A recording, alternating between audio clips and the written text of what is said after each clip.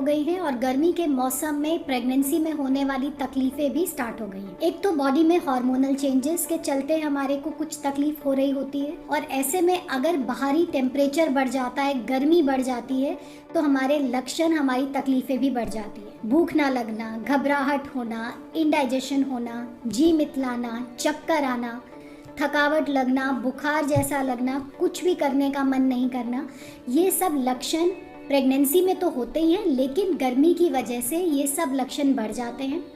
ऐसे में pregnant mother's को तो तकलीफ होती ही है और अगर हमें सही समय पे इन सब चीज़ों के बारे में पता ना हो, हम ध्यान ना दें, तो गर्मी के दौरान ये सब चीज़ों की वजह से बच्चे पर भी नेगेटिव असर पड़ सकता है। दूसरा, टेम्परेचर वेरिएशंस की वजह से खाना बहुत जल्दी ख़राब हो जाता है। तो ऐसे में अगर आप थोड़ी सी भी लापरवाही अपने खान पीन को लेकर के करते हैं कि आप क्या खा रहे हैं, कब खा रहे हैं, कितना खा रहे हैं, कहाँ खा रहे हैं, क्या पी रहे हैं, तो ऐसे में इन्फेक्शन के चांसेस, क्योंकि प्रेगनेंसी में हमारा इम्यूनिटी वैसे ही थोड़ा सा लो हो जाता है, तो अगर हम थोड़ा बहुत भी इन्फेक्शन या लापरवाही बरतते हैं तो इन्फेक्शन होने के चांसेस बढ़ जाते हैं। डायरिया यानी कि लूज मोशन होना, दस्त लगना, उल्टियाँ लगना, पेट में दर्द होना, पेट के इन्फेक्शन हो जाना, ये बहुत कॉमन होता है गर्मी के दिनों में। जॉन्डिस हो जाना, टाइफाइड हो जाना, जो कि खराब खाने या पीने की वजह से होता है। तो बहुत ज़रूरी हो जाता है कि हम गर्मी के दिनों में, खासकर अगर आप प्रेग्नेंट हैं, तो कुछ बातों का ध्यान रखें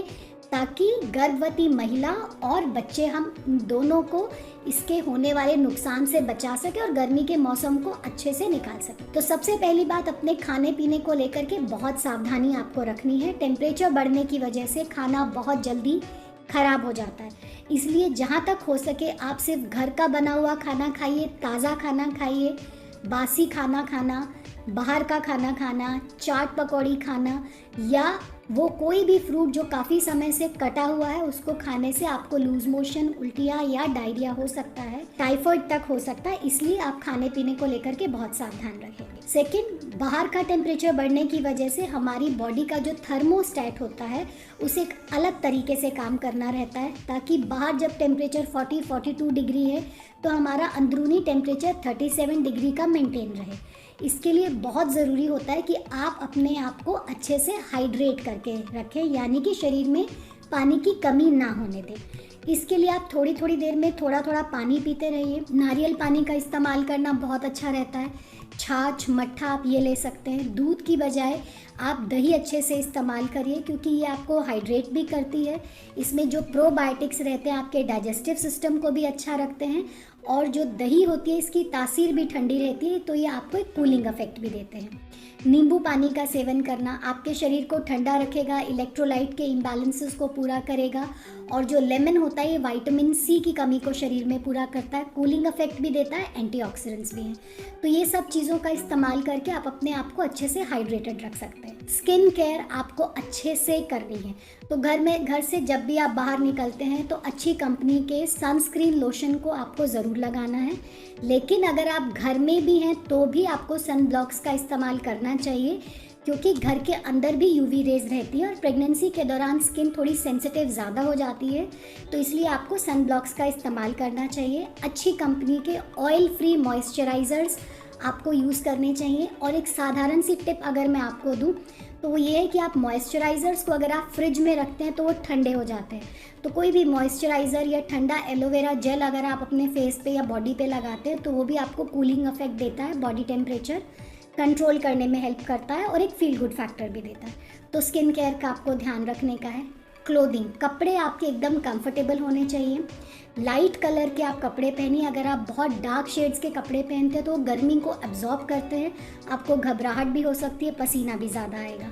कॉटन के लूज़ लाइट कलर के कपड़े पहनिए। शूज़ भी जहाँ तक हो सके आपके कंफर्टेबल होने चाहिए, या तो आप कपड़े के शूज़ पहनेंगे या चप्पल इस्तेमाल करिए।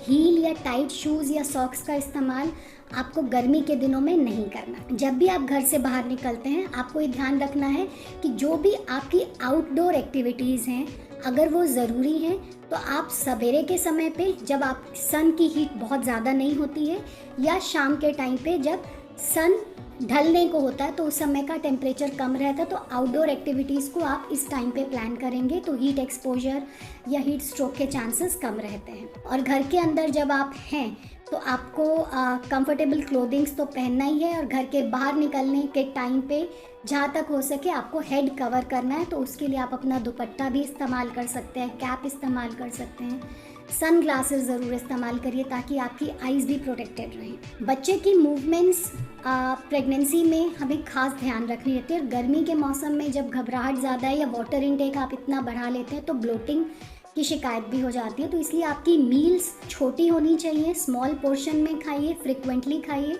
और जो ज़्यादा पानी वाले फ्रूट्स रहते हैं जैसे कि वाटरमेलन हो गया, खरबूजा हो गया, ग्रेप्स हो गए या मैंगोज़ हो गए, आप मॉडरेट अमाउंट में बार बार इनका इस्तेमाल करिए। ये आपको हाइड्रेटेड भी रखते हैं, इलेक्ट्रोलाइट इम्बैलेंसेस को भी दूर करते हैं।